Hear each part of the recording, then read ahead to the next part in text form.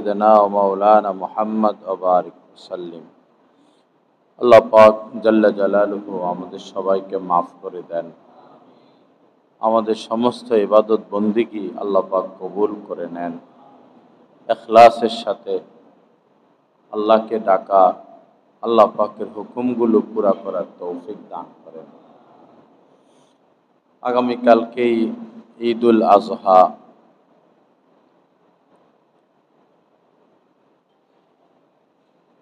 আল্লাহ পাক আমাদের সবাইকে ইখলাসের সাথে কোরবানি পেশ করার তৌফিক দান করেন। কোরবানির দিন কোরবানি করাই হচ্ছে সবচেয়ে বড় ইবাদত। কোরবানির দিন কোরবানি করাই হচ্ছে সবচেয়ে বড় ইবাদত। তবে ইবাদত তা কতটা মর্যাদা সম্পূর্ণ হবে, কবুল হবে কি হবে না, এটা নিয়তের উপর নির্ভরশীল।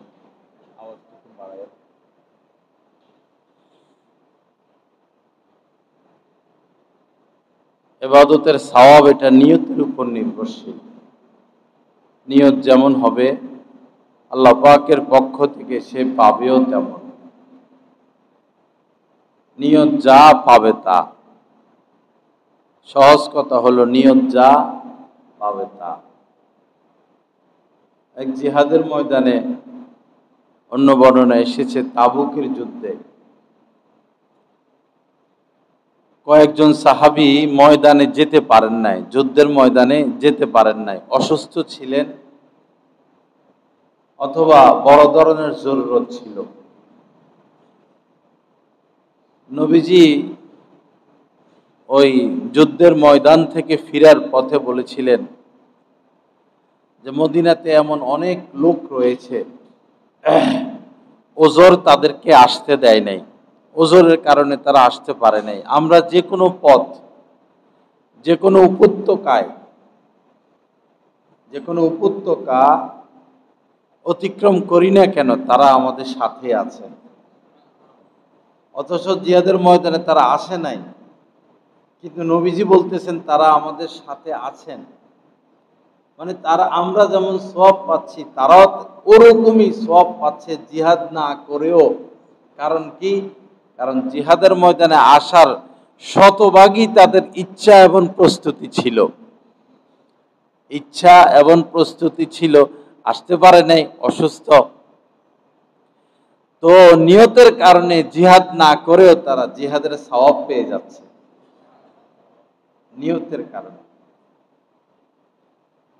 দুই মুসলমান ব্যক্তি যারা পরস্পর লড়াই করে, যেমন মোটুফিতে হচ্ছে লড়াই, তো তাদের ব্যাপারে হুকুম জানতে চাওয়া হইল। নবীজি বললেন যে দুই মুসলমান পরস্পর লড়াইয়ে লিপ্ত, যে নিহত হলো, দুজনই মারামারি, তলোয়ার বা যেটা হোক লড়াই করতেছে, এক পর্যায়ে একজন মরে গেল, একজন জীবিত রইল। নবীজি বললেন যিনি জীবিত রইলেন তিনিও জাহান্নামী, যিনি মরে গেলেন তিনিও জাহান্নামী। দুই মুসলমান লড়াই করতেছে, সম্পদ নিয়া, মান সম্মান নিয়া, রাজনীতি নিয়া, দলাদলি নিয়া, তর্কাতর্কি নিয়া, প্রভাব নিয়ে, আমিত্ব নিয়ে, অহংকার নিয়ে লড়াই করতেছে।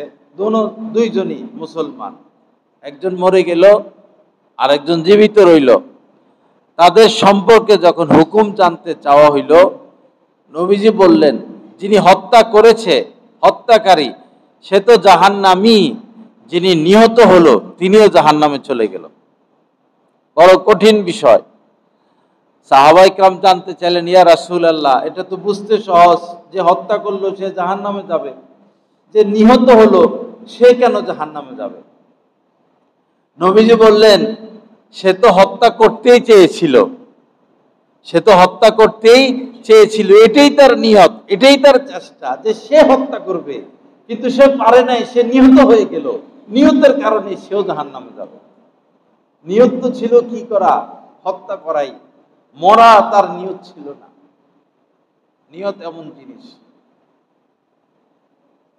পূর্ব জামানার এক লোক রাস্তা দিয়ে হেঁটে যাচ্ছে, তো দেখলেন যে বিশাল বড় এক পাহাড়, বিশাল বড় এক পাহাড়। বেচারা নেককার ছিল, আল্লাহওয়ালা লোক ছিল।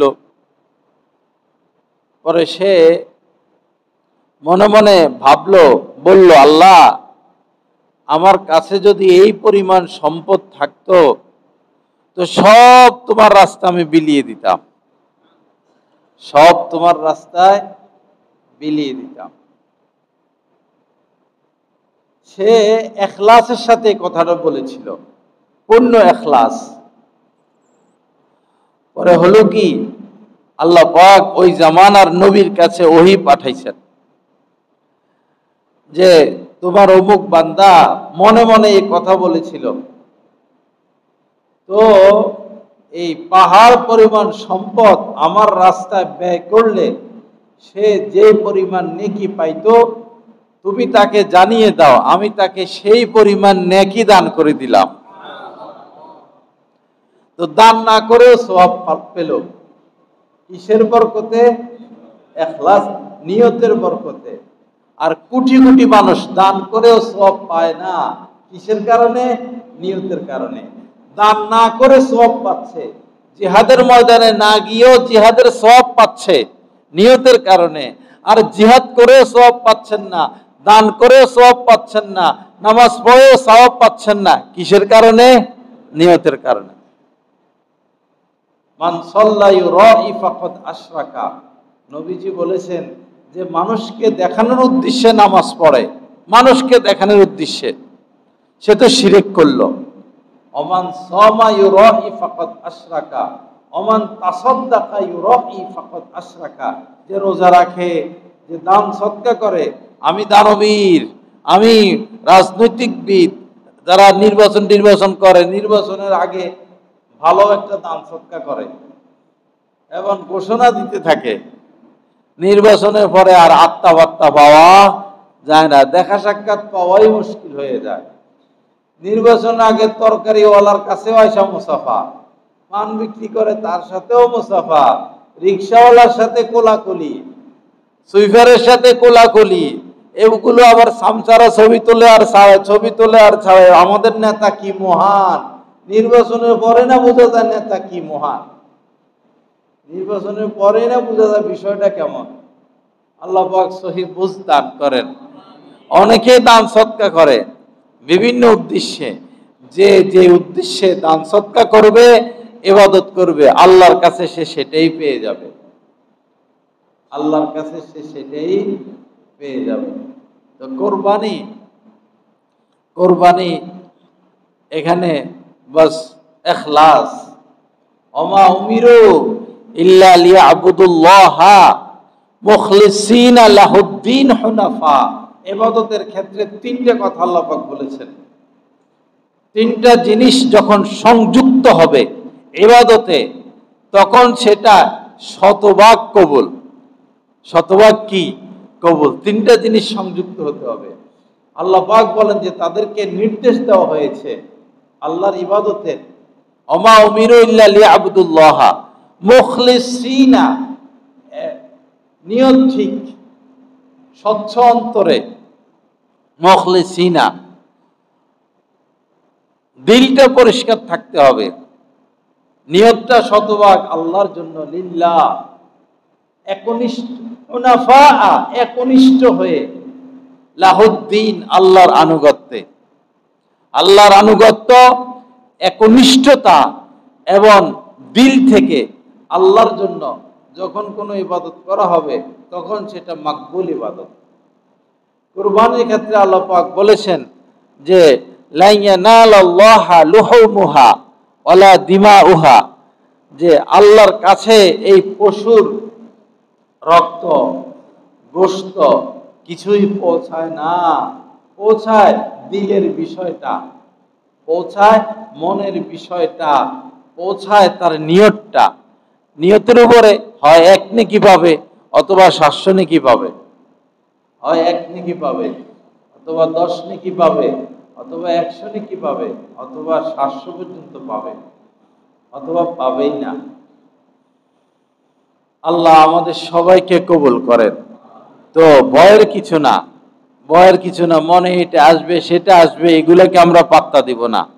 বাস আল্লাহ আমি তোমার জন্য কোরবানি করতেছি, তুমি কবুল করো। ভয় পাইতে থাকা, ভয় পাইতে থাকা, ইবাদত বন্দেগী করব, তাহাজ্জুদ পড়ব, ইশরাক করব, দ্বীনের কাজ করব, দান সদকা করব, ভয় পাইতে থাকা, ভয় পাইতে থাকা, ভয়ের সাথে করতে থাকা, এবং দোয়া মুনাজাত ইস্তিগফার, আল্লাহ কবুল করেন, আল্লাহ কবুল করেন, আল্লাহ মাফ করে দেন, ভয় পাইতে থাকা। অহংকারে ফেটে না যাওয়া, অহংকারে না ফুলা, ভয় পাইতে থাকা। আল্লাহ কবুল করেন, আল্লাহ কবুল করেন, আল্লাহ কবুল করেন। আল্লাহ পাক আমাদের সবাইকে তৌফিক দান করেন। প্রথম বিচার 3 ব্যক্তিকে দিয়ে শুরু করবে আল্লাহ পাক। 3 ব্যক্তিকে দিয়া কিয়ামতের ময়দানে বিচার শুরু করবেন। বিষয় হলো 3 জনে জাহান্নামে চলে যাবেন। 3 ব্যক্তি দিয়া 3 ব্যক্তিকে নিয়ে বিচার শুরু হবে। 3 জন কোথায় যাবেন? জাহান্নামে। প্রথম ব্যক্তি একজন আলেম, দ্বিতীয় ব্যক্তি একজন শহীদ, তৃতীয় ব্যক্তি একজন কোটিপতি দানবীর। আলেমকে বলবেন, আমি সারমর্ম বলতেছি, হুবহু হাদিসের লফজ না। আলেমকে বলবেন তোমাকে ইলম দিলাম, কি করছো? তিনি বলবেন আল্লাহ দ্বীনের কাজ করছি, ওয়াজ মাহফিল করছি, মাদ্রাসা করছি, মসজিদ করছি, এই করলাম সেই করলাম। তো আল্লাহ পাক বলবেন যে তুমি তো এগুলা করেছো ভাইরাল হওয়ার জন্য, তুমি তো এগুলা করেছো সুনামের জন্য, যেন সবাই তোমারে চিনে, সবাই তোমারে জানে, সবাই তোমারে সম্মান করে, আন্তর্জাতিক হওয়ার জন্য। তো আন্তর্জাতিক তো হইছ, ভাইরাল তো হইছ, যে উদ্দেশ্যে দ্বীনের কাজ করছো সেটা তো পেয়ে গেছো। এখন আজকে আর আমার কাছে কিছু নাই, এই নাও, টেনে হেসড়ে হাত পা বেঁধে নিয়ে জাহান্নামে নিক্ষেপ করো। এরপরে শহীদকে ডাকা হবে, তোমাকে শক্তি দিয়েছি, আমার জন্য কি করছো? এই যে শক্তি দিলাম, সাহস দিলাম, জ্ঞান বুদ্ধি। সে বলবে আল্লাহ আপনার দেওয়া এই শক্তিকে আমি কাজে লাগিয়েছি, জিহাদের ময়দানে লড়াই করেছি, কাফেরের সাথে লড়েছি, এমন কি আমি শহীদ হয়ে গেছি। আল্লাহ পাক বলবেন তো তুমি তো যুদ্ধ করছো বীর হওয়ার জন্য, বীর, হ্যাঁ, তুমি বীর হওয়ার জন্য যুদ্ধ করেছো, সুনামের জন্য যুদ্ধ করেছো, আমার জন্য করো নাই। যে উদ্দেশ্যে করেছো সেটা তো পেয়ে গেছো, আজকে আমার কাছে তোমার জন্য কিছু নাই, এই নাও, এরও জাহান্নামে নিয়ে নিক্ষেপ করো। তৃতীয় ব্যক্তি দানবীর, তাকে ডাকা হবে, বলা হবে কি আনছো আমার জন্য? তোমারে টাকা পয়সা দিলাম, এই দিলাম সেই দিলাম। সে বলবে আল্লাহ মসজিদ করছি, মাদ্রাসা করছি, এই করছি, এই করছি, ওই করছি। আল্লাহ পাক বলবেন যে তুমি তো দানবীর হওয়ার জন্য, সুনামের জন্য, সুখ্যাতির জন্য এগুলো করেছ, সেটা তো পেয়ে গেছো, আজকে আমার কাছে তোমার জন্য কিছু নাই, নাও নাও, একেও জাহান্নামে নিক্ষেপ করো। কি উপায় হবে? এজন্য বাবা এই যে গরু দেখতে যাইয়াই কয় মন হবে? গরু দেখতে যায় কি কয়, কয় মন হবে? সবটাই তেল, শরীরে সব চর্বি, গোস্ত টোস্ত কিছু আছে? হ্যাঁ, বাঘাবাগি নিয়ে যা করে দে সব এদিকে, এ বাঘে দেখি সব হাড্ডি আসছে, সব তেল, সব চর্বি। এই সমস্ত আলোচনা, এগুলোর জন্য কোরবানি। সুদের উপর টাকা নিয়েও কোরবানি দেয়, সুদের উপর টাকা নিয়ে কোরবানি দেয়। ভাই কি ব্যাপার? ছেলে মেয়ে মন খারাপ করবে, মানুষ কি বলবে, কোরবানি না দিলে মানুষ কি বলবে? তা আপনি যে নামাজ পড়েন না, নামাজ তো ফরজ, তো হিসেবে তো এটা কর না যে নামাজ না পড়লে মানুষ কি বলবে।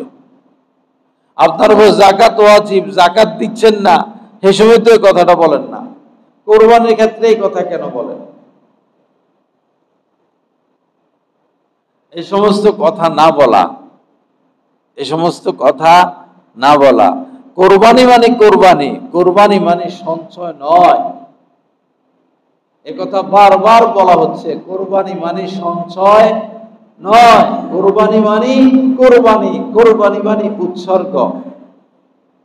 হযরত ইব্রাহিম আলাইহিস সালামের উৎসর্গ কেমন ছিল, হ্যাঁ, সেই কোরবানি কি আমরা পেশ করতে পারবো?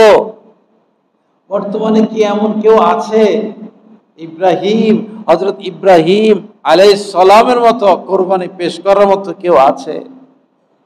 120 বছর বয়সে সন্তান পাইছেন, বৃদ্ধ হয়ে গেছেন, সন্তান নাই, স্ত্রীও বন্দা, উনিও বৃদ্ধ, আর তো আশা করা যায় না। বাকি দোয়া করতেছেন, দোয়া করতেছেন। আল্লাহ পাকের নিকট তো অসম্ভবের কিছু না, অসম্ভব বলতে আল্লাহ পাকের কাছে কিছু নাই। যিনি অসম্ভবকে সম্ভব করতে পারেন তিনি হচ্ছেন রব্বুল আলামিন। যিনি অসম্ভবকে সম্ভব করতে পারেন, যিনি রাতকে দিন বানাতে পারেন, দিনকে রাত বানাতে পারেন, গরিবকে বাদশা বানাতে পারেন, বাদশাকে ফকির বানাতে পারেন, রোগীকে সুস্থ করতে পারেন, অসুস্থকে রোগীকে সুস্থ করতে পারেন, সুস্থকে রোগী বানাতে পারেন, মৃতকে জীবিত বানাতে পারেন, জীবিতকে মৃত বানাতে পারেন। তিনি কে? রব্বুল আলামিন। তিনি রব্বুল আলামিন। এই বৃষ্টি, এই আবার বৃষ্টি নাই, এই রোদ, আবার রোদের মধ্যে বৃষ্টি হচ্ছে, মেঘ ছাড়াও বৃষ্টি হচ্ছে, মেঘ দিয়েও বৃষ্টি হচ্ছে। তো কি পরীক্ষা করলেন হযরত ইব্রাহিম আলাইহিস সালামকে? দেখুন, 120 বছর বয়সে সন্তান, তাও ইরাক ছিলেন ওই সময়, ইরাক। মক্কায় যাওয়ার নির্দেশ দিচ্ছেন, হেঁটে হেঁটে মক্কায় গেছেন, স্ত্রী সন্তান নিজে, সাথে হযরত জিবরিল আমিন ছিলেন। তো কোনো উপত্যকা, কোনো জনবসতি দেখলেই হযরত ইব্রাহিম আলাইহিস সালাম বলছেন যে আমরা এখানে থেকে যাই, এখানে দিনের কাজ করি। হযরত জিবরিল আমিন বলছেন না, এখানে থাকার হুকুম নাই। ওই সময় মক্কাতে কোনো গাছ ছিল না, কোনো পশু পাখি ছিল না, কোনো মানুষ ছিল না, কোনো খাদ্য নাই, কোনো পানি নাই, মরুভূমি আর মরুভূমি, পাথর আর পাথর। পরে মক্কায় আল্লাহর ঘরের পাশে যাওয়ার পর মাত্র আসছেন এখানে, স্ত্রী সন্তানকে রেখে আবার হাঁটা শুরু করে দিচ্ছেন। কি আজীব কারবার! স্ত্রী পিছনে পিছনে আসতেছেন, স্বামী আপনি কোথায় যাচ্ছেন? এখানে গাছ নাই, এখানে মানুষ নাই, ছায়া নাই, খাদ্য নাই, পানি নাই, আমরা কিভাবে বসবাস করব? আপনি যাচ্ছেন কোথায়? কোনো কথা নাই, কোনো শব্দ নাই। আহা, ওই সময়ের মুহূর্তগুলো কেমন লাগতেছিল! ওই সময় হযরত ইব্রাহিম আলাইহিস সালামের কাছে কেমন লাগছে? উনি তো মানুষ, আমাদের যেমন অন্তর, উনারও তো অন্তর, উনিও তো মানুষ। কেমন লাগতেছে নিজের কলিজার টুকরা সন্তানকে এভাবে অসহায় রেখে চলে যাওয়া? একটু আমরা ভিতর থেকে অনুভব করি, বিষয়টা আমরা অনুভব করি। এইভাবে স্ত্রী সন্তান রেখে যাওয়া তো তাদেরকে কেমন যেন মৃত্যুর দিকে ঠেলে দেওয়া, কেমন যেন বাহ্যিকভাবে বোঝা যায়। পরে স্বামী তো কিছু বলে না। এক পর্যায়ে স্ত্রী বললেন যে এটা কি আল্লাহর হুকুম? আল্লাহর হুকুমেই কি আমাদেরকে রেখে যাচ্ছেন? তখন এতটুকু বলছেন, হ্যাঁ এটা আল্লাহর হুকুম। তখন স্ত্রী বলছেন, তাহলে আল্লাহ ভরসা, আল্লাহ আমাদের জন্য যথেষ্ট, আল্লাহ আমাদের জন্য যথেষ্ট। গাজার মুসলমান, হ্যাঁ, শেষ কথা একটাই, হাসবুনাল্লাহু ওয়া নি'মাল ওয়াকিল। পুরা গাজাবাসীর এক কথা, মারা যাচ্ছেন, না খেয়ে আছেন, মর্মান্তিক অবস্থা, কিন্তু মুখে কথা একটাই, হাসবুনাল্লাহু ওয়া নি'মাল ওয়াকিল, আল্লাহই আমাদের জন্য যথেষ্ট। হাসবুনাল্লাহু, আল্লাহই আমাদের জন্য যথেষ্ট, ওয়া নি'মাল ওয়াকিল, তিনি কত উত্তম অভিভাবক, তিনি কত উত্তম অভিভাবক। বাকি খবর আছে আমাদের, খবর আছে আরব বিশ্বের, খবর আছে মুসলিম রাজা বাদশাদের, খবর আছে মুসলিম রাজা বাদশাদের, খবর আছে আমাদের। আমরা কি করলাম? তারা বোমার আঘাতে শহীদ মারা যাচ্ছেন, শহীদ হচ্ছেন, অসুবিধা নাই, জান্নাতে চলে যাচ্ছেন। তাদের হাত নাই, পা নাই, ক্ষুধায় কষ্ট পাচ্ছেন, এটার বিনিময় তারা পাবেন। ধরা খাবো আমরা, ধরা খাবো আমরা। আল্লাহ আমাদেরকে মাফ করে দেন, সহি বুঝ দান করেন। পরে যখন বাচ্চাটা একটু বড় হইলো, হাঁটাহাঁটি করে, বাবার সাথে হেঁটে বাইরে যাইতে পারে, ওই সময় স্বপ্নে আল্লাহ পাক বললেন, প্রিয় বস্তু কোরবানি করো, প্রিয় বস্তু কোরবানি করো। এখান থেকে কোরবানি চালু হলো। দেখেন, স্বপ্নে বলতেছেন, স্বপ্নেও কথা ভাঙে বলেন নাই তোমার ছেলেকে জবাই করো, স্বপ্নের মধ্যেও কথা ভেঙে বলেন নাই, বাস্তবে তো নয়, স্বপ্নের মধ্যেও ইশারা দিচ্ছেন। আর নবীদের স্বপ্ন ওহী, নবীদের স্বপ্ন ওহী। বাস, ঘটনা তো আপনারা জানেনই, যে মিনায় নিয়ে গেছেন। তো তিনি তো ওই দিন তো যখন ছেলেকে নিয়ে যাচ্ছেন, তখন তো আল্লাহ পাকের দৃষ্টিও হযরত ইব্রাহিম আলাইহিস সালামের দিকে, আর সমস্ত ফেরেশতাদের দৃষ্টিও হযরত ইব্রাহিম আলাইহিস সালামের দিকে। আজকে জমিনে কি হতে যাচ্ছে, আজকে জমিনে কি হতে যাচ্ছে? এদিকে শয়তান তো অস্থির, শয়তান তো বিভিন্নভাবে ধোঁকা দিচ্ছেন, কিন্তু ধোঁকায় কিছু আসে যায় না, সে তার ধোঁকা দিতে থাকো। আমাদেরকেও কোরবানির ক্ষেত্রে শয়তান অনেক ধোঁকা দিবে, আমরা সেদিকে মন দিব না। আমাদের কোরবানি আল্লাহর জন্য। হযরত ইসমাঈল আলাইহিস সালাম পাথর নিক্ষেপ করছেন, আর আমরা আউযু বিল্লাহি মিনাশ শাইতানির রাজিম পড়ব। আমাদের পাথর নিক্ষেপ মানে আউযু বিল্লাহি মিনাশ শাইতানির রাজিম, অথবা লা হাওলা ওয়ালা কুওয়াতা ইল্লা বিল্লাহ। আল্লাহ, আমার কোরবানি আপনি কবুল করেন। পরে তিনি তো গলার মধ্যে ছুরি চালাইই দিলেন, আল্লাহর হুকুম, বস সোয়া ছুরি চালাই দিচ্ছেন। তো তিনি তো ভেবেছিলেন যে আমার ছেলে জবাই হয়ে গেছে, কিন্তু আসলে জবাই হলো জান্নাতের একটা দুম্বা। আল্লাহ পাক পারেন কিনা? আল্লাহ পাক সবই পারেন। তো হযরত ইব্রাহিম আলাইহিস সালামের এই কোরবানি, এই ইখলাস, এই আল্লাহর জন্য একনিষ্ঠতা এত বেশি আল্লাহ পাকের কাছে পছন্দ হয়েছেন, কিয়ামত পর্যন্ত সকল মুসলমানদের উপর কোরবানি তিনি ওয়াজিব করে দিলেন, যাদের সমর্থন আছে। হযরতে হাজেরা, মক্কা হইল সব ইব্রাহিম আলাইহিস সালামের স্মৃতি, বাবা আদমের স্মৃতি। আরাফা, জাবালে রহমত, আরাফার ময়দান, মিনা, সাই মারওয়া, সব হযরত ইব্রাহিম আলাইহিস সালাম, হযরতে আদম আলাইহিস সালামের স্মৃতি বেশিরভাগ। সাই মারওয়া, ছেলেকে পানি নাই, তো একবার সাই পাহাড়ে ছুটেন, আরেকবার মারওয়ায় যান, পানি খোঁজেন। মধ্যখান দিয়ে যে হাজিরা দৌড়ায়, এই জায়গায় আসলে ছেলেকে দেখা যাইতো না, ছেলেকে দেখা যাইতো না, এজন্য এই জায়গায় তিনি দ্রুত দৌড় দিতেন। নিজের নিজেও পিপাসিত, নিজেও ক্ষুধার্ত, শরীরে এই পরিমাণ শক্তি নাই যে একবার এই পাহাড়ে যাবেন, একবার ওই পাহাড়ে যাবেন। ওই সময় তো পাহাড় ছিল, এখন তো এটা সমতল করে ফেলছে, এখন তো এসি লাগানো। ওই সময় তো উঁচা নিচা পাহাড়, পাথর, বালু।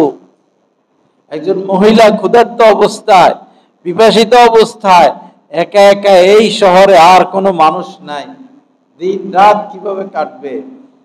একবার এই পাহাড়, একবার ওই পাহাড়, এই ছোটাছুটি আল্লাহ পাকের কাছে এত পছন্দ হয়েছেন, বস সবার উপরে এটা জরুরি করে দিয়েছেন। ছোট আমার হাজেরা যেভাবে ছুটেছেন, তোমরা ওইভাবে ছুটো। ওই দৌড় আমার কাছে ভালো লাগছেন, তোমরা এইভাবে আমাকে দৌড়ে দেখাও। যদি তার মতো দৌড়াইতে পারো ইখলাসের সাথে, তো তাকে যেভাবে কবুল করেছি তোমাদেরকে ওইভাবে কবুল করব। কিন্তু আমরা কিসের সাই মারোয়া, আমরা যাই এখানে ছবি তুলতে, আমরা সেখানে যাই কিসের জন্য? ছবি তুলতে, পাপের কাম করতে, ছবি তোলা নিয়ে ব্যস্ত, ভিডিও করা নিয়ে ব্যস্ত।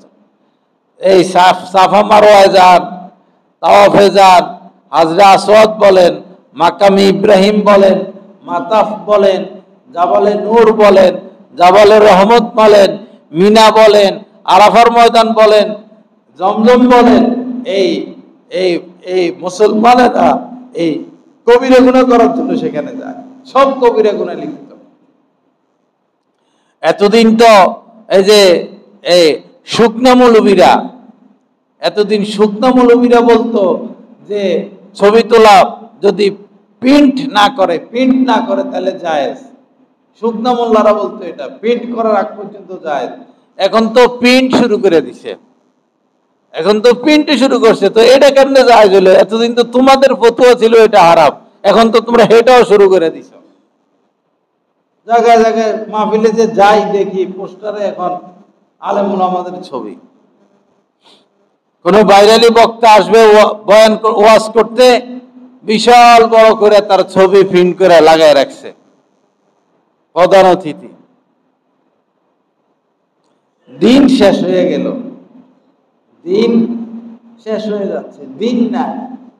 মসজিদ বাড়তেছে, মাদ্রাসা বাড়তেছে, দাওরা হাদিস বাড়তেছে, নামাজি বাড়তেছে, সকল দিনের কাজ বাড়তেছে, কিন্তু দিন নাই। এই জামানায় যদি আগের জামানা মতো কোরবানির ব্যাপার স্যাপার হইতো, যে একটা পাহাড়ের উপরে বা উঁচু জায়গায় নিয়ে পশু রেখে আসো, পশু রেখে আসো, আল্লাহ যেটারে কবুল করবেন সেটাকে তিনি জ্বালাইয়া ফেলবেন, নিয়ে যাবেন। আকাশ থেকে একটা আগুনের মতো কি আসতো, তো এটাকে নিয়ে যাইতো, গায়েব করে ফেলতো। যে পশুটাকে নিয়ে যাইতেন সেটাই কোরবানি হইতো, আর যেটা রেখে দিতেন সেটা কোরবানি হতো না। এখন যদি এই জামানায় কোরবানি এই সিস্টেমের হইতো, আমরা কি গোস্ত খাইতে পারতাম? গরু কিনতে যাই, ভাই কয় মন হইব, কয় মন গোস্ত, কি আঁশ কি চিকন চিকন হবে না মোটা মোটা হবে, স্বাদ হবে কিনা, সব কি তেল না চর্বি, এই আলোচনা করতে পারতাম? এটা তো আগুনে নিয়ে যাইতো, আল্লাহর নূরে নিয়ে যাইতো। আহা কি অবস্থা আমাদের! ভাগাভাগি নিয়ে যা করে, কি গরু কিনছে, সব দিয়ে হাড্ডি, সব তেল, সব চর্বি, এই হয়েছে এই হয়েছে, কথা শুনলে মাথা খারাপ হয়ে যাবে। কিসের কুরবানি? আল্লাহর হস্তে এগুলো না বলে, আল্লাহর হস্তে গোস্ত নিয়ে বাড়াবাড়ি না করে, গোস্ত তো আল্লাহ খাওয়ান, কম বেশ খান, এটা নিয়ে এত অস্থির না হওয়া। কোরবানি মানে কোরবানি, কোরবানি মানে উৎসর্গ, বিলিয়ে দেওয়া, বিলিয়ে দেওয়া। আল্লাহ আমাদেরকে তৌফিক দান করেন। আরেকটা বিষয় হলো, কেউ বলবো না, এই মাংস বলবো না, মাংস, গরুর মাংস, খাসির মাংস, মাংস বলবো না। মাংস ব্যবহার হয় হারাম প্রাণীর সাথে, মাংস ব্যবহার হয় হারাম প্রাণীর সাথে। যেমন সিংহের মাংস, হাতির মাংস, শিয়ালের মাংস, কুকুরের মাংস, বেয়ালের মাংস, ওইটাও তো মাংসই। আর যেগুলো হালাল প্রাণী সেগুলোর ক্ষেত্রে বলতে হয় গোশত। গোশত কি সুন্দর শব্দ, গোশত, এটার মধ্যে লাগাই দেয় মাংস। ওই যে স্কুল কলেজের বইয়ের মধ্যে মাংস লেখা, আর যেখানে যেখানে গরু জবাই করে, গরুর গোশতের দোকান, সেখানে লিখে রাখছে গরুর মাংস পাওয়া যায়, খাসির মাংস পাওয়া যায়। ওইখান থেকে মানুষ মাংস বলে। মাংস বলবো না, কি বলবো? গোশত, গরুর গোশত, গরুর গোশত, গরুর গোশত পাওয়া যায়। ব্যাপকভাবে ভুল এটা, মাংস বলা হয়। মাংস বললে ঘৃণা লাগে, মাংস বললে ঘৃণা লাগে। মাংস তো হইলো শিয়ালের মাংস, কুত্তার মাংস। হালাল প্রাণীর সাথে মাংস ব্যবহার না করা, গোশত বলা। আল্লাহ পাক সহিহ বুঝ দান করেন। তো এই মানুষের ছবি তোলা যেভাবে হারাম, জন্তু জানোয়ার প্রাণীর ছবি তোলা হারাম। এই গরুটা কিনে এই ছবি তোলা ছবি তোলা ছবি তোলা আর ফেসবুকে ছাড়া ফেসবুকে ছাড়া ফেসবুকে ছাড়া। আহা, ইবাদতের নামে কি করতেছি আমরা? ইবাদতের নামে কি করতেছি? মসজিদে মসজিদে এখন ভিডিও ক্যামেরা ঢুকে গেছে। এমনও মসজিদ আছে খতিব সাহেব বয়ান করে সামনে অন্তত 10টা 20টা ক্যামেরা, 10টা 20টা ক্যামেরা। এমনও মাহফিল হয় বক্তারে দেখা যায় না, বক্তারে 30-35টা ভিডিও ক্যামেরা, বক্তারে দেখা যায় না। এগুলা ওয়াজ মাহফিল, এগুলার নাম দিন। এদের কথায় কি আসর আছে, এদের কথায় কি প্রভাব আছে, এদের কথা শুনে কে নামাজ পড়লো, কে দিন গ্রহণ করলো? যারা দিন বিক্রি করে তাদেরকে আমরা স্কলার। আল্লাহ রাসূলের জামানায় কোনো স্কলার ছিল না। স্কলার আবার কি? দিন শিখতে হবে আলেমে দ্বীনের কাছ থেকে। ইসলামে যারা বড়, ইলমে যারা বড়, তাদেরকে স্কলার বলা হয় না, তাদেরকে বলা হয় আলেমে দ্বীন। স্কলার না, এটা একটা শয়তানি শব্দ স্কলার। উনি ইসলামী স্কলার, উনি ইসলামী স্কলার হোক আর ইসলামের শয়তান হোক আর ইসলাম বিক্রেতা হোক, স্কলার থেকে দিন নয়, দিন শিখতে হবে আলেমে দ্বীনের কাছ থেকে। সাহাবায়ে কেরাম স্কলার ছিলেন না, সাহাবায়ে কেরাম আলেমে দ্বীন ছিলেন। আমাদের 4 ইমাম স্কলার নয়, আমাদের 4 ইমাম আলেমে দ্বীন ছিলেন। ফাসআলু আহলা যিকরি ইন কুনতুম লা তা'লামুন। আল্লাহ পাক বলেছেন দ্বীনের যে বিষয় জানো না, আলেমে দ্বীনের কাছ থেকে জেনে নাও। ভিডিও নিয়া, মোবাইল নিয়া, ধান্দা বান্দা নিয়া ঘুরে ওই স্কলার থেকে দিন শিখতে হবে না, আলেমে দ্বীনদের কাছ থেকে দিন শিখো। আল্লাহ পাক সহি বুঝ দান করেন।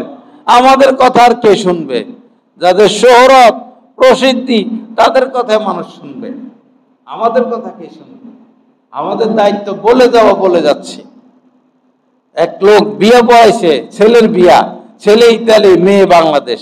ছেলে ইতালি থেকে বলছে কবুল, মেয়ে পক্ষ কাজী বাংলাদেশ থেকে বলছে যে আমি তোমাদের কাছে বিবাহ দিলাম, ভিডিও ক্যামেরা চালু। ছেলে বলল আমি কবুল করলাম। আমি বললাম এই বিয়ে তো হয় নাই। এটা তো আমার কথা না, সকল উলামায়ে কেরামের কথা, মুফতিদের কথা, এভাবে বিয়ে হয় না। তো উনি বলতেছেন হেলিকপ্টার নিয়ে ঘুরে এত বড় বড়, হেরা বলতেছে হয়, আপনার কথা কে শুনবে? আর আপনি বলতেছেন হয় না। তো কথা তো ঠিকই, যারা প্রসিদ্ধ, বিভিন্নভাবে প্রসিদ্ধি অর্জন করছে, মানুষ তাদের কথাই শুনে, মানুষ আমাদের কথা তো শুনবে না। এভাবে বিয়ে হয় না। মোবাইলে বিয়ে জায়েজ আছে, মোবাইলে বিয়ের সিস্টেম আছে, সিস্টেম মোতাবেক করলে জায়েজ হবে। বিদেশে ছেলে মেয়ে বাংলাদেশ, মোবাইলে বলবে আমি কবুল করলাম, এভাবে হবে না বিয়ে। জায়েজের তরিকা আছে। ছেলে কাউকে উকিল বানাইয়া দিবে, মেয়ের উকিল আছে, মেয়ের উকিল আছে, মেয়ের উকিল হবে মেয়ের বাবা, মেয়ের উকিল হবে। উকিল বাপ যে একটা শয়তানি শব্দ, উকিল বাপ। আপন বাপের সম্মান করে না, উকিল বাপের গোলামি করে। উকিল বাপ এটা একটা শয়তানি শব্দ। কিসের উকিল বাপ? আবার মেয়ের উকিল হবে মেয়ের বাবা, মেয়ের উকিল হবে মেয়ের চাচা, মেয়ের উকিল হবে মেয়ের দাদা নানা, মেয়ের ভাই। বেগানা পুরুষ উকিল হবে, এটা কোন কথা? কোন শয়তান এগুলো আবিষ্কার করছে উকিল বাপ? আবার পরিচয় দেয়, লজ্জা লাগে রে সমস্ত মানুষের। আইসা পরিচয় দেয় আমি অমুকের উকিল বাপ। কিসের উকিল বাপ? শয়তানি কথা। কই পাইছেন এগুলো আপনারা? একটা বেগানা পুরুষরা উকিল বানায়, যাই সে মেয়ের কাছে যায়, এই তুমি এই বিয়েতে রাজি আছো কিনা? এই যে মেয়ের দিকে তাকালো, হারাম কাজ করলো না? হারাম কাজ করলো না? উকিল সহ নিয়ে যায়, সাক্ষী সহ নিয়ে যায়, নিয়ে একটা মেয়ের লজ্জা নষ্ট করে, তার হায়া নষ্ট করে, তারা জবরদস্তি করে এই বিয়ে দিতেছি, তুমি রাজি আছো কিনা? সাক্ষী রাখে, উকিল রাখে, বেগানা পুরুষ রাখে। কোথায় এগুলো আমরা পাইছি? এগুলোর নাম দিন, এগুলোর নাম ধর্ম। হাদিসে বারবার আসছে যে মেয়ের কাছে যখন, মেয়েকে যখন বলা হবে, কুমারী মেয়ে, তার থেকে তো অনুমতি নিতে হবে। যখন বলা হবে অমুক ছেলের সাথে তোমাকে বিয়ে দিচ্ছি, তুমি রাজি আছো কিনা? সাহাবায়ে কেরাম বললেন, ইয়া রাসূলুল্লাহ, সে তো লজ্জা পাবে, সে তো চুপ থাকবে। লজ্জাশীল মেয়ে তো বলবে না যে আমি বিয়েতে রাজি আছি, সে তো লজ্জা পাবে, চুপ থাকবে। নবীজি বললেন, চুপ থাকাই তার সম্মতির আলামত, চুপ থাকাই তার সম্মতির আলামত। কিন্তু এই উকিল বাবেরা আর সাক্ষীরা আর সরকারি গোলাম নিয়ে যায় কাজী, এই রাজি আসুনি, এই রাজি আসুনি, দাড়ি নাই, মোছ নাই, নামাজ পড়ে না, হালাল খায় না হারাম খায়, এই বিয়ে পড়ায়, সে বিয়ে পড়ায়। তো এই বিয়ের মধ্যে বরকত আসবে কোথায় থেকে? খুতবা পারে না, আয়াত পারে না, হাদিস পারে না, সরকারি গোলাম হেজে বিয়ে পড়ায়, তেহরে দিয়া বিয়ে পড়ায়। কোথায় দিন ধর্ম আর আমরা আছি কোথায়? উকিল বাপ বলতে কোনো শব্দ নাই শরীয়তের মধ্যে, কোরআন হাদিসের মধ্যে। উকিল হবে বাবা, উকিল হবে ভাই, উকিল হবে চাচা, উকিল হবে প্রয়োজনে ছেলে উকিল হবে। যদি বিবাহিতা মহিলা থাকে, ছেলে থাকে, হাদিসে এমনও আছে ছেলে উকিল। আমাদের এক আম্মা জানে বিয়ে হয়েছে, হযরত উম্মে সালামা, উনার বিয়ে উনার ছেলে দিচ্ছেন আল্লাহ রাসূলের সাথে। ছেলেকে বলছেন, যাও রাসূলুল্লাহর সাথে তুমি আমাকে বিয়ে দিয়ে দাও। ছেলে যায় বিয়ে, ছেলে উকিল হয়ে গেছেন। বেগানা পুরুষ কখনো উকিল হতে পারবে না।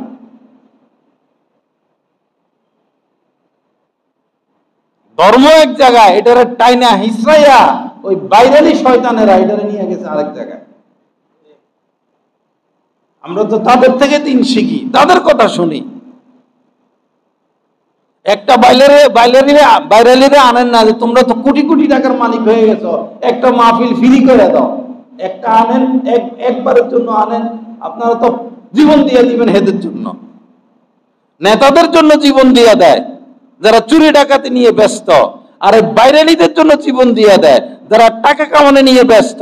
একটা বাইরালিরে আনেন যে একটা মাহফিল করো ফ্রি, দেখি আল্লাহর জন্য একটা মাহফিল করতে আসো, কারে আনতে পারবেন দেখান, কে আসবে দেখান। আর এমন বহু আল্লাহওয়ালা দুনিয়াতে জীবিত আছেন, একটা নয় 1000 মাহফিল করে দিবে, একটা কথা তাদেরকে দিতে হবে না।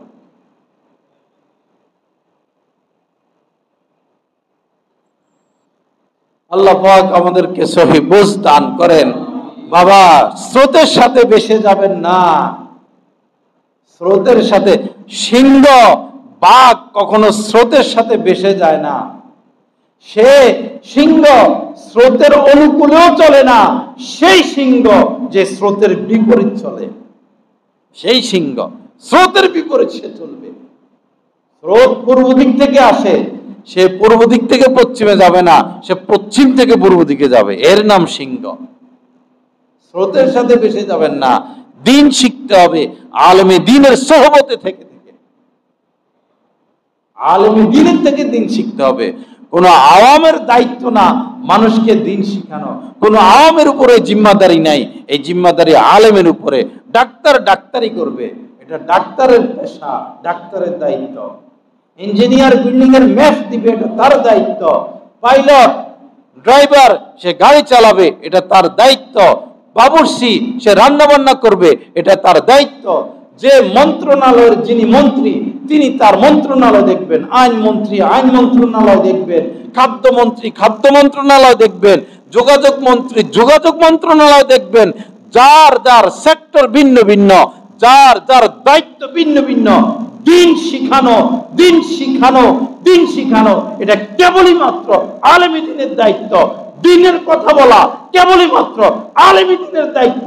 কোন আওয়ামের উচিত না, কোন আওয়ামের উপরে জিম্মাদারিও নাই দিনের দিন শিখানো, আয়াত বলা, হাদিস বলা। এই মিম্বারে বসে আওয়াম, মিম্বারে বসে আওয়াম আয়াত বলে, হাদিস বলে, কতটা দুঃসাহস তাদের।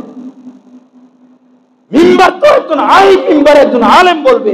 চেয়ারম্যানের চেয়ারে কখনো মেম্বার বসতে পারে না, স্পিকারের চেয়ারে গিয়ে প্রধানমন্ত্রী বসে না, প্রেসিডেন্টের চেয়ারে গিয়ে প্রধানমন্ত্রী বসে না, প্রধানমন্ত্রীর চেয়ারে প্রেসিডেন্ট আসে না, মন্ত্রীর চেয়ারে গিয়া এমপি বসে না। চেয়ার ভিন্ন ভিন্ন, মসজিদের মিম্বার আলেমের জন্য নির্ধারিত, এখানে কোনো আওয়াম বসতে পারবে না, কোনো আওয়ামের অধিকার নাই আয়াত বলা, হাদিস বলা। আল্লাহ রাসূল যখন মিম্বারে বসে বয়ান করতেন, আল্লাহ রাসূল দুনিয়া থেকে যাওয়ার পরে সিদ্দিক আকবর, হযরত আবু বকর সিদ্দিক, সমস্ত মানুষদের মধ্যে শ্রেষ্ঠ মানুষ, যেখানে আল্লাহ রাসূল বসছেন তিনি সেখানে বসেন নাই, এখানে নবীজি বসছেন, আমি এখানে বসবো না। আল্লাহ রাসূল যেখানে বসতেন তিনি বসেন নাই সেখানে। পরে তার জন্য আরেকটা সিঁড়ি বানানো হলো, তাক বানানো হলো, তিনি এই তাকে বসে বয়ান করতেন। কখনো নবীজির তাকে বসতেন না, সিঁড়িতে বসতেন না। হযরত আবু বকর সিদ্দিক রাদিয়াল্লাহু তাআলা মারা যাওয়ার পরে হযরত ওসমান খলিফা হলেন। হযরত ওসমান এসে আল্লাহ রাসূলেরটার মধ্যে বসেন না, সিদ্দিক আকবরেরটার মধ্যে বসেন না, উনি ওনাদেরকে সম্মান করতেছেন। পরে ওনার জন্য আরেকটা তাক বানানো হলো, উনি ওনার তাকে বসে বয়ান করতেন। পরবর্তীতে ওনার ইন্তেকাল হয়ে গেল, হযরত আলী আসলেন, আলী এসে তিনজনের এক জায়গায় বসেন না, সেই উপায় ও হযরত ওসমান তৃতীয় জায়গায় এসে বসছেন। এখন হযরত আলী হইলেন খলিফা, উনি কি করবেন? পরে উনি ভাবলেন যে এইভাবে যদি তাক বানাইতে থাকা হয় একটার পর একটা, একটার পর একটা, একটার পর একটা, তাহলে তো সিঁড়িটা 20 তলা আকাশ পর্যন্ত যাবে। তখন তিনি বললেন যে আমি ধৈর্য ধরি, আমি ধৈর্য ধরি, সবর করি। তখন আল্লাহ রাসূল যেখানে বসতেন উপরেরটা সেটা বাদ দিয়ে তিনি নিচে বসছেন, যে এইভাবে তাক বানাইতে থাকলে তো তাক বাড়তে থাকবে। কিন্তু নবীজির সিঁড়িতে তিনি বসেন নাই, নবীজির চেয়ারে তিনি বসেন নাই। এটা সম্মান, এটা সম্মান। যার যে দায়িত্ব সে তার দায়িত্ব পালন করবে। দ্বীনের ক্ষেত্রে সব খামখেয়ালি। 10 জন পাবলিক বসা, এখানে একজন আলেমও বসা, আপনি একটা মাসালা জিজ্ঞেস করেন, আলেম বলা লাগবে না, 10 জনে মাসালা বলে দিবে। বলে দেখেন না, হেরে মাসালা বলে দিবে। কেন? মাসালা বলার দায়িত্ব আপনার, আপনি কেন এ ব্যাপারে কথা বলবেন?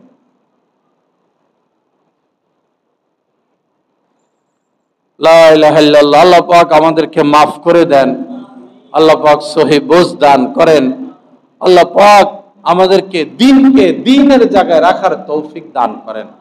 তো বাবা, আগামীকাল কোরবানি, ঈদের সুন্নতগুলো, ঈদের দিনের সুন্নত প্রথম হলো আগে আগে ঘুম থেকে উঠা।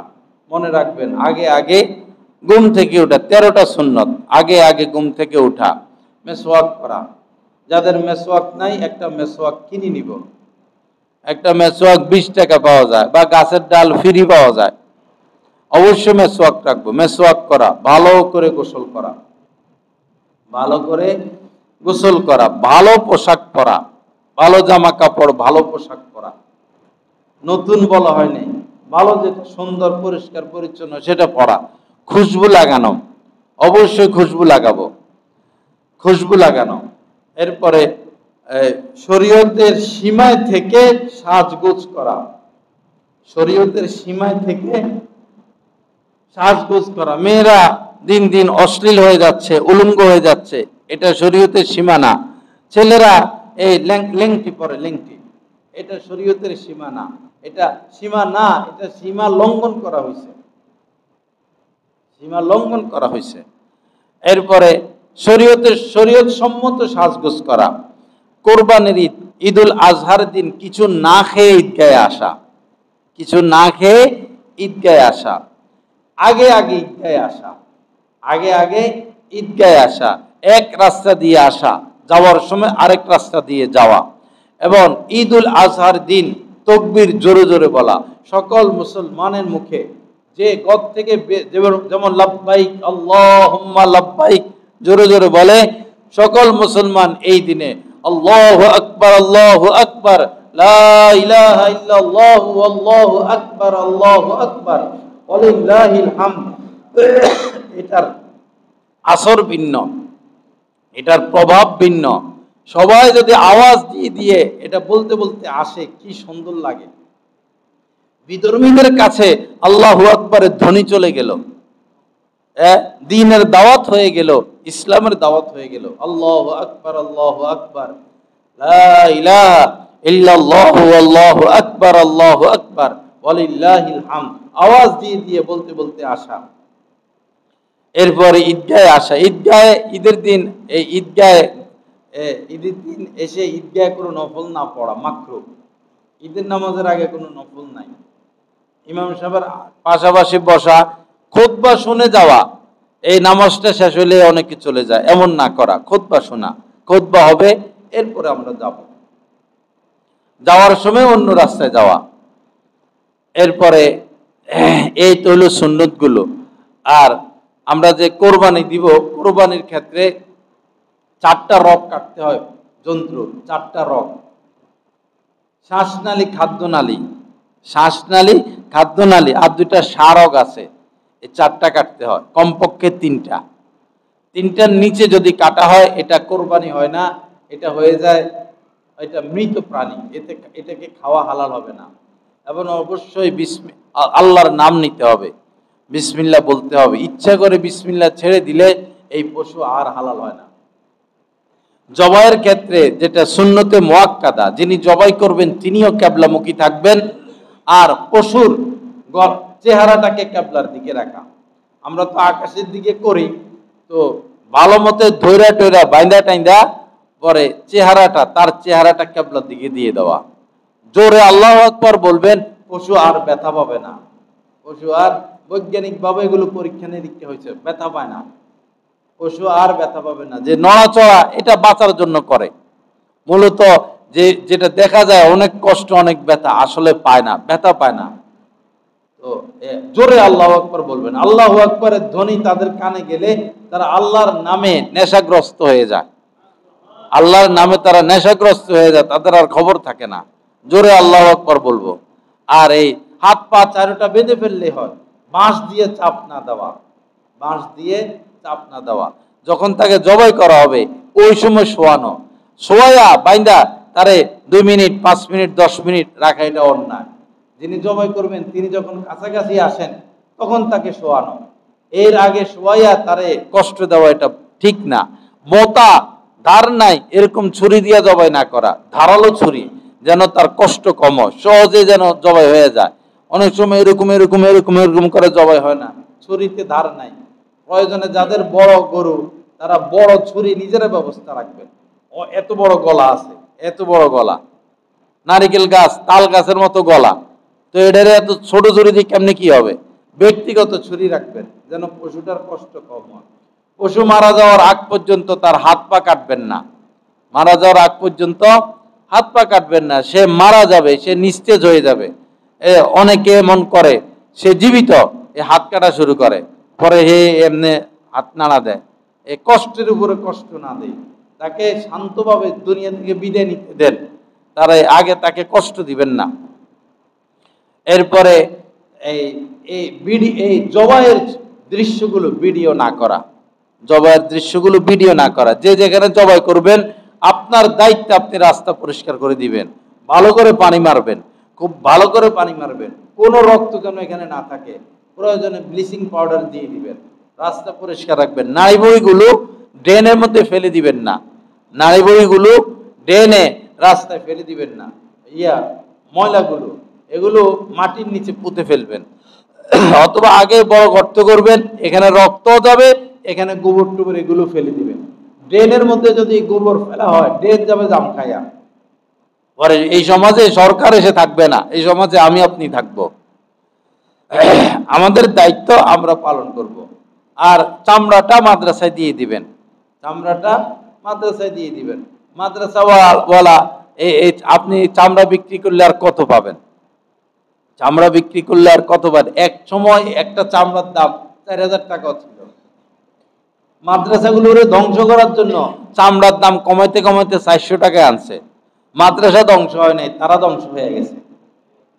মাদ্রাসা ধ্বংস হয় নাই, তারা ধ্বংস হয়ে গেছে। তারা অপমানিত হয়েছে, তারা লাঞ্ছিত হয়েছে, ফেরাউন লাঞ্ছিত হয়েছে, নমরুদ লাঞ্ছিত হয়েছে। যারা এই দিন ধ্বংস করতে চায়, আলেম ওলামার উপরে নির্যাতন করে, অবিচার করে, ক্ষমতা টিকিয়ে রাখতে চায়, তারা ধ্বংস হবে, তাদের ধ্বংস নিশ্চিত।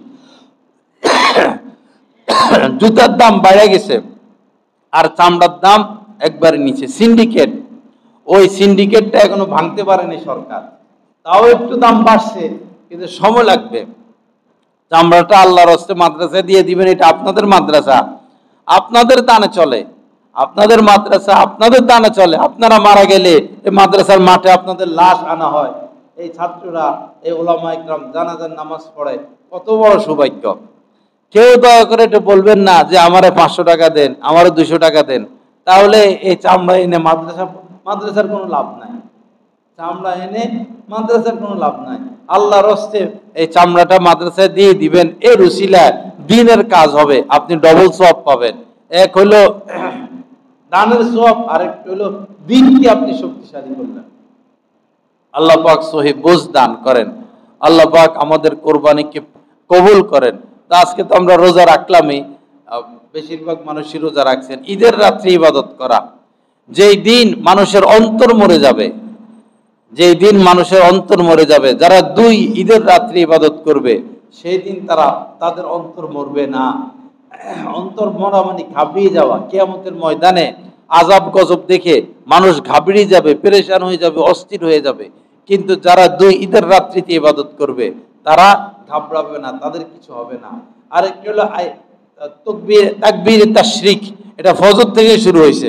আজকে ফজর থেকে শুরু হইলো, মহিলারা ঘরে, পুরুষরা মসজিদে বা একা একা নামাজ পড়লেও একবার ওয়াজিব আল্লাহু আকবার আল্লাহু আকবার, লা ইলাহা ইল্লাল্লাহু আল্লাহু আকবার আল্লাহু আকবার ওয়ালিল্লাহিল হামদ, এটা ওয়াজিব। একা পড়ি, জামাতে পড়ি, ঘরের মহিলারা ঘরে 13ই জিলহজ আসর পর্যন্ত এটা আমরা পড়তে থাকবো। আল্লাহ পাক আমাদের সবাইকে কবুল করেন, আমাদের কোরবানিকে কবুল করেন। আল্লাহ পাক আমাদেরকে কামেল ইখলাস নসিব করেন। ভয় পাইতে থাকবেন ভাই, ভয় পাইতে থাকবেন, ভয় পাইতে থাকবেন। গরুর গোশতগুলো এই 3 ভাগ করবেন, 1 ভাগ নিজের জন্য, 1 ভাগ বন্ধু বান্ধব বাড়িতে হাদিয়া পাঠাবেন, আর 1 ভাগ গরিব দুঃখীকে দিবেন। গরিব দুঃখীকে দিতে দিতে যদি সব শেষ হয়ে যায়, সব শেষ হোক, আপনি কিনা খাবেন? প্রথম দিন তো খাইছেন, যথেষ্ট। গরিবকে ফিরাইয়া না দেওয়া, গরিবকে ফিরাইয়া না দেওয়া। আল্লাহ রাসূল কোনোদিন কোনো মানুষকে খালি হাতে ফিরাইয়া দেন নাই, কিছু হইলেও দিয়ে দেওয়া। আর মানুষ কি করে, এই হাদিয়া টাদিয়া যে পাঠায়, রগ রেশা, এই যে চর্বি মরবি যেটা খাওয়ার অনুপযুক্ত, এগুলো হাদিয়া পাঠায় বা এগুলো গরিবরে দিয়ে দেয়। এগুলা না করি, আল্লাহ আপনার দিকে তাকায় আছেন, আল্লাহ আপনার দিকে তাকায় আছেন। এই মাল আপনার বাহুবলে আসে নাই, এই মাল আল্লাহ আপনাকে দিছেন। আপনি যাকাত দেওয়ার তৌফিক হয়েছে আপনার, আপনি তো সেজদে পড়ে থাকবেন। ওই বেড়া যে আপনার দুয়ারে আসছে, আপনি তো তার শুকরিয়া আদায় করবেন। এমন সময় আসবে, অচিরে এমন জামানা আসবে, মানুষ যাকাত দেওয়ার লোক খুঁজে পাবে না, মানুষ যাকাত দেওয়ার লোক খুঁজে পাবে না, সদকা দেওয়ার লোক খুঁজে পাবে না, সব ধনী হয়ে যাবে। এই কুলিয়ার চরে স্বর্ণের পাহাড় বাইর হবে, এই আশুগঞ্জের রূপার পাহাড় বাইর হবে, এই বৈরবে তামার পাহাড় বাইর হবে। তখন মানুষেরা যায় যায় বলবে, চোরেরা বলবে, আরে এই সম্পদের জন্য চুরি করতাম, আজকে সম্পদ দিয়ে কি করবো? আজকে ঘরের পাশে স্বর্ণের পাহাড় বাইর হয়েছে। কিয়ামতের আগে জমিন তার সম্পদ কলিজাগুলোকে বের করে দিবে, ভিতরে যা রাখছেন আল্লাহ পাক সব বের হয়ে চলে আসবে। ওই সময় সম্পদ দিয়ে কি করবো আমরা? আল্লাহ পাক সহি বুঝ দান করেন, আল্লাহ পাক আমাদেরকে মাফ করেন, কোরবানিকে কবুল করেন। আমাদের এখানে ঈদের নামাজ হবে ইনশাআল্লাহ। মাঠ তো ইচ্ছা ছিল মাঠে নামাজ হওয়া, তো পরিস্থিতি তো নাই, বৃষ্টি তো। আলহামদুলিল্লাহ আমাদের বড় মাঠ আছে, 1 তলা 2 তলা 3 তলা, প্রয়োজনে ছাদ, প্রয়োজনে ছাদ। পুরো বরুপাশিও যদি আমাদের কমলপুর মাদ্রাসা আসে, আমরা ইনশাআল্লাহ ব্যবস্থা নিব আল্লাহর নাম নিয়ে। ছাদ পর্যন্ত ওকে, এরপরে মাদ্রাসা তো আছেই, বৃষ্টি থাকলেও মাদ্রাসার সেই ওটা 5 তলা পর্যন্ত, ওটা 3 তলা পর্যন্ত, এখানে আছে মনে করেন এটা 2 তলা পর্যন্ত সংযোগ আছে, পিছনে আছে। পুরো বরফবাসী বৃষ্টির কারণে নামাজ পড়তে পারে না, অসুবিধা নাই, কমলপুর মাদ্রাসায় চলে আসে, কমলপুর মাদ্রাসায় চলে আসে। ইনশাআল্লাহ আমরা সবার ব্যবস্থা করব। আমাদের 7:30টায় নামাজ হবে ইনশাআল্লাহ, 7:30টায় নামাজ হবে, বেশি পরেও না বেশি আগেও না, 7:30টায় নামাজ হবে। এর একটু আগে আমরা সবাই চলে আসার চেষ্টা করব। আল্লাহ পাক তাকবীর দিতে দিতে আসবেন, আল্লাহু আকবার আল্লাহু আকবার, সবার মুখে মুখে আল্লাহু আকবার আল্লাহু আকবার, লা ইলাহা। আমরা লাব্বাইক বলতে পারি নাই, লাব্বাইক বলতে পারি নাই, হজে যাইতে পারি নাই, লাব্বাইক বলার স্বাদ আমরা তাকবীর দিয়ে নিব। আল্লাহু আকবার আল্লাহু আকবার, তাকবীরের মাধ্যমে আমরা লাব্বাইকের স্বাদ গ্রহণ করব। আল্লাহ পাক জাল্লা জালালু আমাদের সবাইকে আমল করার তৌফিক দান করেন। ওয়া আখিরু দাওয়ানা আলহামদুলিল্লাহ।